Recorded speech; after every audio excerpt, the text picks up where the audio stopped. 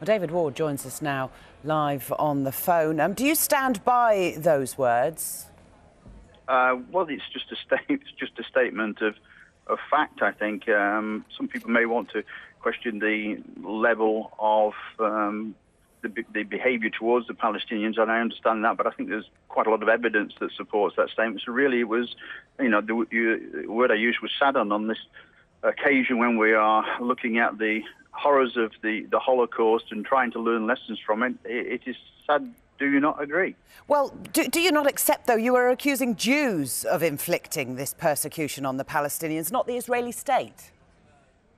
Well, I'm accusing the Jews who did it. So if you're a Jew and you did not do it, then I'm not accusing you. I'm saying those Jews who did that and continue to do it have not learned those lessons.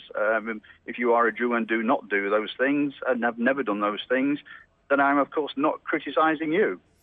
You gave an update on your website and you quote a Holocaust survivor who said, "I swore never to be silent whenever human beings endure suffering and humiliation." What your statement, your update, fails to consider is the suffering from the Israelis, who are suffering from constant bombardment on their homeland.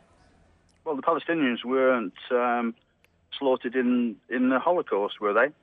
So, of course, I have always, and I've got on record, as criticising very, very strongly Hamas, the firing of rockets at innocent Israelis.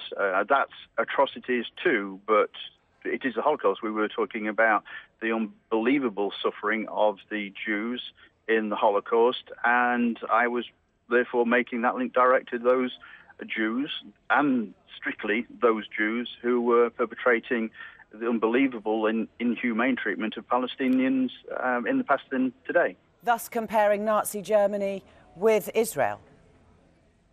Well, I've just said, you're putting words in my mouth. I have said what I have said. It's very, very clear. And I do have to wonder why people are trying to spin this and make it something other than what I am actually saying.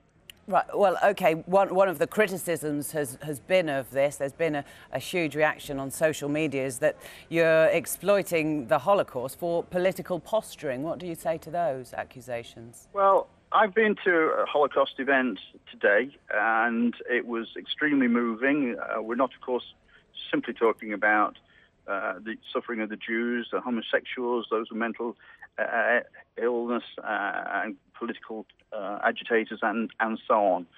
But every single person who stood up and spoke said that there is a need to remember, and of course there is, but they also, without fail, said there is a need to learn the lessons.